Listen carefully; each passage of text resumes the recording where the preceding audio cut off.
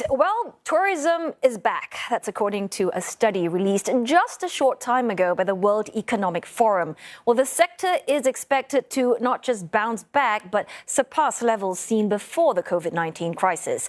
Well, high-income economies like the US, Spain, and France are just some of the best performers in travel and tourism development. But East Asian giants, Japan and China, are also in the top 10.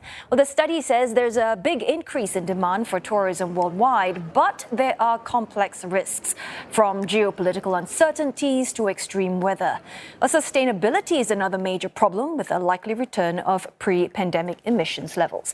And for more insight, we are joined by Andreas Hardeman. He leads aerospace, aviation, travel and tourism industry activities at World Economic Forum, and he is speaking to us from Geneva, Switzerland. Well, thanks for joining us, Mr. Hardeman. So we have a comprehensive report there, I believe more than 90 pages. So break it all down for us. What are some of the most significant findings from that report that stood out to you? And what does that inform you about the strategies for travel and tourism? Yes, thank you. Thank you for having me. First of all, let me quickly, before we dive into the key findings of the report, let me very quickly just put the report into context. This is an industry that accounts for 10% of the global economy. It employs about 350 million people worldwide. That's more than the entire population of the United States. Over the next 10 years, this is expected to become a $15.5 trillion industry, accounting for almost 12% of the global workforce. Now, the main purpose of the World Economic Forum's report here is to inform policymakers as well as businesses about the strengths and also opportunities in this sector.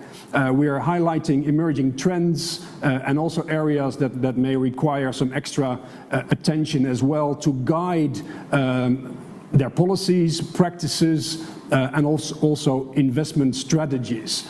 Now, in terms of key findings, as you already said, growth in the sector is continuing, which is clearly positive, but the recovery since the pandemic has been uneven across different regions. And frankly, the business environment for travel and tourism continues to be challenging, not only because of geopolitical uncertainties and macroeconomic challenges, but also labor shortages in regions as well as capital investments have not been able to keep up with the return in demand.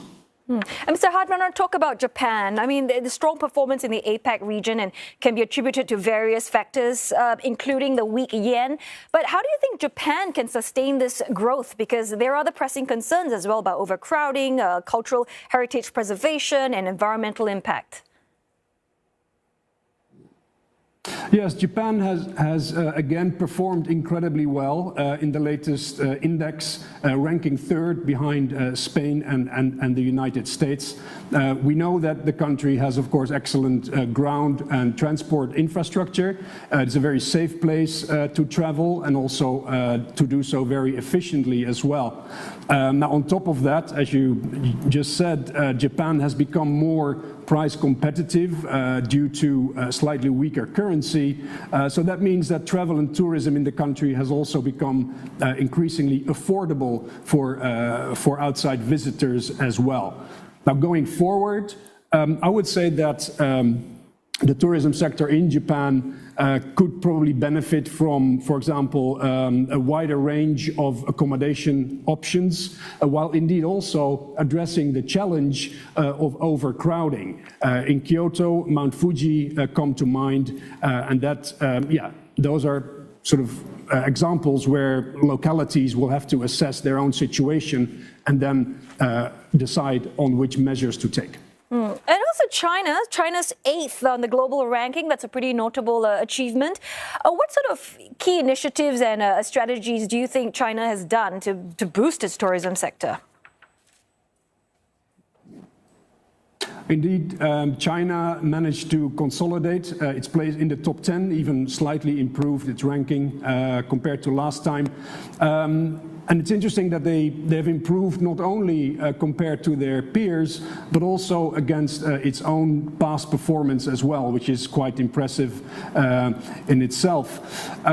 Areas of strength for China clearly lie in its vast natural and cultural resources, but also in terms of airport connectivity, which is an important factor, advances in digital infrastructure as well as safety and security. China's efforts in those areas in particular have clearly paid off.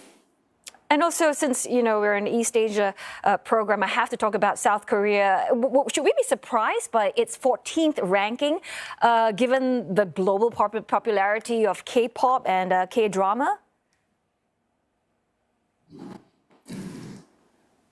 Well, the index scores economies against more than 100 individual indicators, so ranging from how favorable the business environment is to the qualifications of the labor force, quality of tourist services and infrastructure, and as well natural cultural resources, sustainability performance.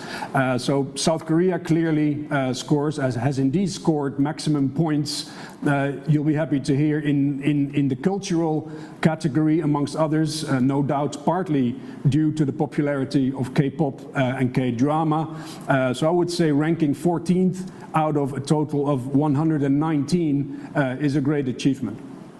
Mr. Hardeman, you talk about how, in the next 10 years, we're looking at a $15.5 trillion industry. So when it comes to unlocking the full potential of tourism for this inclusive economic growth, what are some of the key investments that need to be made to address the current gaps?